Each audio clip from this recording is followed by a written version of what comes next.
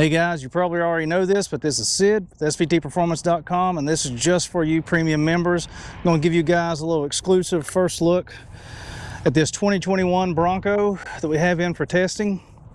Been running around in this thing for about a week. We're almost done with it. We're going to finish up filming tomorrow, try to put it on the dyno and the lift at Pro Dyno up in Fort Mill, South Carolina. Those guys have been big supporters of the site for a long time and really help us out with a lot of stuff.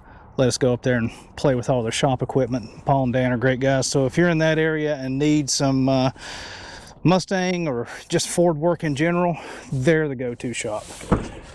But I wanted to go and just talk to you guys in a little bit more frank way about this car than I can just with the normal YouTube audience. I'm sure you understand how that works. If you're a SVTP Premium member, you've been around long enough to know what I mean.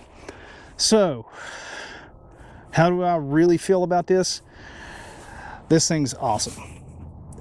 It's nearly everything I've been waiting for from Ford on a new vehicle. You guys that's been on the site for a while, you probably remember, you know, Cobra Bob, and you guys, it's been around forever.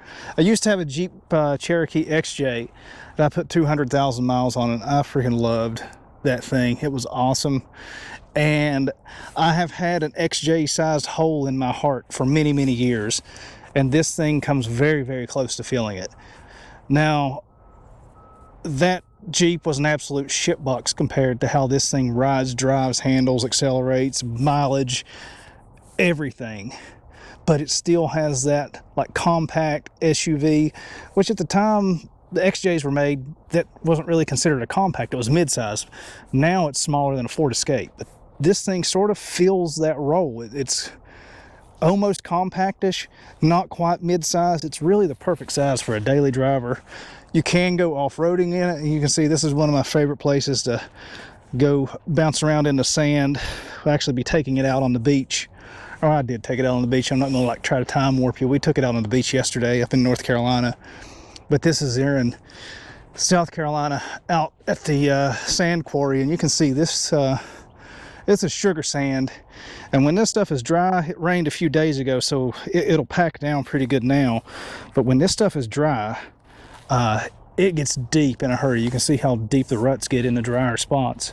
This thing does great in it though. Just put it in sand mode and it eats it up. Of course, this one doesn't have the Sasquatch packet suspension or anything like that on it. But if you guys are like me and had one of those old XJs, I just posted one on the site today on Bring a Trailer. It's going for 35 grand. Crazy. I mean, you could basically have one of these things for that kind of money. And it's a way better vehicle. I mean, if you want a nostalgia trip, yeah, got to go buy the old shit.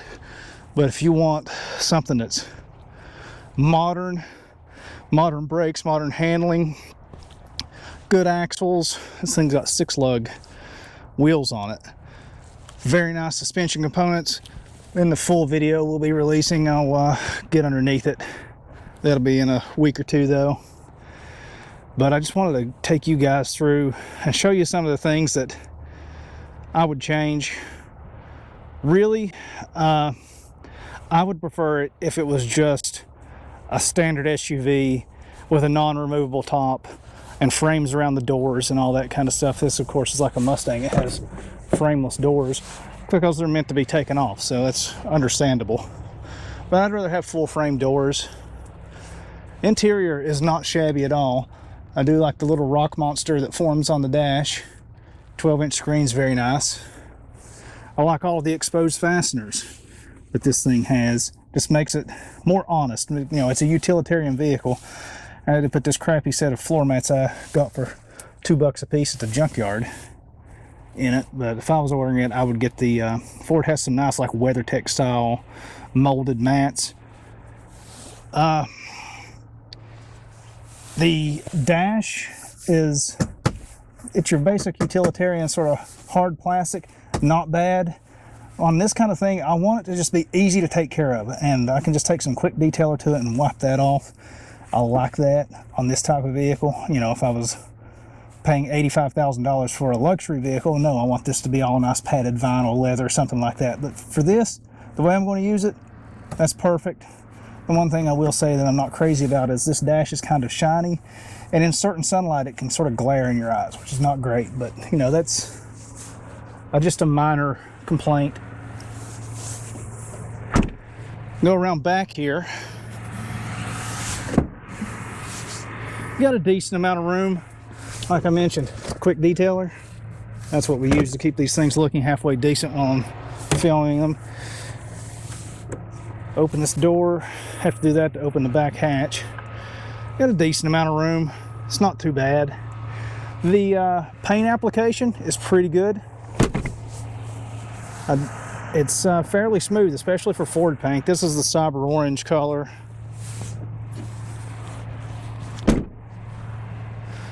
Let's get under the hood here. Take a look.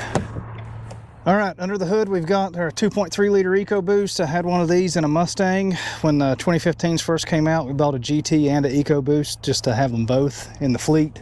I enjoyed that car. It wasn't bad. It's a decent little daily driver. No, it wasn't going to set the world on fire, and this one won't either.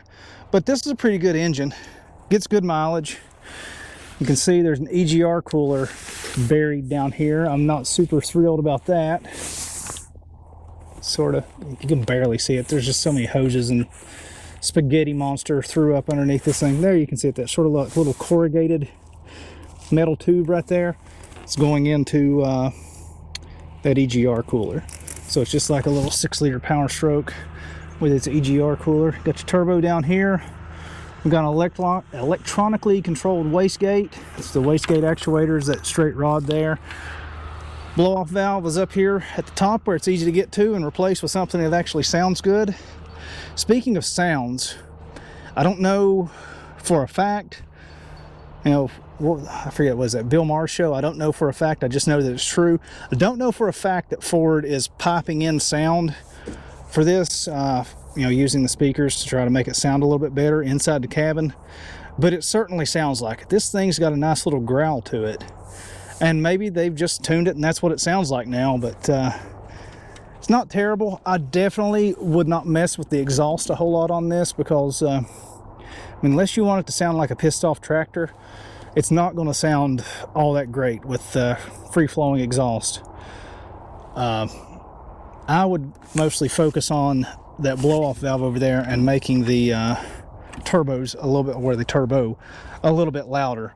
That's, to me, on an EcoBoost, that's what you do. Make the turbo louder and keep the exhaust quiet, because the Fords and 6s are not going to sound good. A V8 could fit in here. You're going to have to do something about that brake booster, probably a hydro boost setup like on the Cobras. But it looks like there's room for a Coyote. Definitely room for Godzilla, because it's tiny in comparison on external dimensions to a Coyote. I do like seeing the air scoop here, and they put a little flapper valve in it down here. Probably, yeah, you can sort of see that. So if you're going through 3 or 4 feet of water and it just goes over the hood in this, it'll drop out the bottom instead of going into the airbox. That's a nice feature, especially if you've seen some of my other videos. That's definitely a feature that me and my friend Rich appreciates.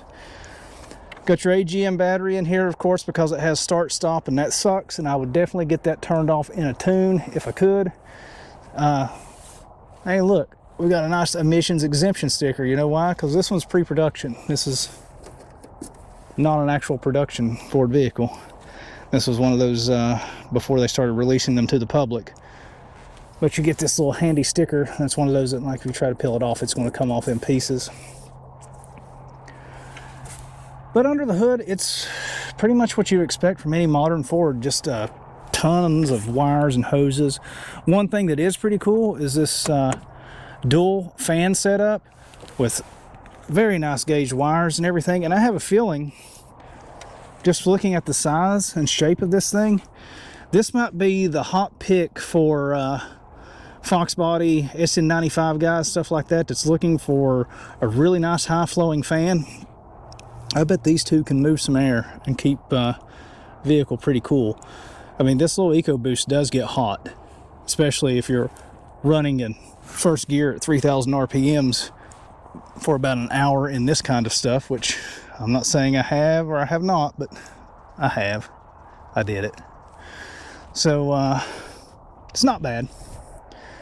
I'm not a huge fan of seeing that EGR cooler, especially on a DI engine pumping exhaust into the intake track. It's already got enough problems without the fuel injectors spraying on the back of the valves to keep those clean. If we're going to introduce dirty exhaust onto the intake valves as well, that's not a great setup. Not real happy about that. I would love to see a V8 option in this. Probably never going to happen. Just knowing Ford. I mean, look at this, plenty of room. If you're not going to give us a V8, give me like a 3-liter inline 6. I would take an inline 6 over a V6, but that's another one of those things that's not going to happen, so might as well forget about that. But really, this 2.3 moves this thing decently. It's not bad at all. Of course, the 2.7 liter V6 is a powerhouse of a tiny little engine, and that would be really nice in one of these 2-door ones. But if I'm buying one, I'm getting a manual, and I'm going to be stuck with that engine, which not terrible. Just would prefer a bigger engine, of course. And really, you have to praise Ford for making a manual transmission an option on a brand new vehicle in 2021. Of course, it's 2022 now, 2021 model, to have a manual, and it's available across the board in pretty much every trim level. They're just not letting you have it with the bigger engine. I think that's something they really need to work on. If you're going to have an enthusiast vehicle like this and have a manual transmission available in it, you need to just go ahead and upgrade whatever internals, clutches, and everything else that you need to make that manual live behind the bigger motors, and give that to the people. I mean, you've already made the investment to do the manual, make it available across the board. I don't give a shit if I have to pay more for it. I'd be more than welcome, more than happy to pay more to roll my own gears in this thing. Other than that, I really don't have a whole lot of negatives to say about this thing. It's kind of weird. It's kind of expensive. This one's 50 grand, 49,000 and change. It's not outfitted the way I would want it, but the one and the way I would want it outfitted would be, 2-door Sasquatch package, white. I don't really care which model. Doesn't make any difference to me. Whether black, Big Bend or Black Diamond, either one. I would definitely want it in work truck white though. That way I can look like OJ riding around. I'm sure that joke's been made many, many times. The only complaint with that is I haven't figured out on Ford's configurator thing how to get the big screen. Instead of the 8-inch screen, get this 12-inch screen with the manual and all that kind of stuff. It might be an option. Probably need to talk to Nick, see what he has to say about it. Might be able to make it happen. But I think I definitely know we're going to end up with one of the Raptor Broncos when it comes out. That's going to be a 4-door. I don't even want to know what it's going to cost. The suspension's going to be freaking killer on it. This one, no complaints really. Everything that I don't like about this could be fixed with just standard options like they're on the thing now. Give me a manual, give me the Sasquatch package, make it white instead of this cyber orange, which this thing looks like my old 2012 Mustang with the yellow blaze paint.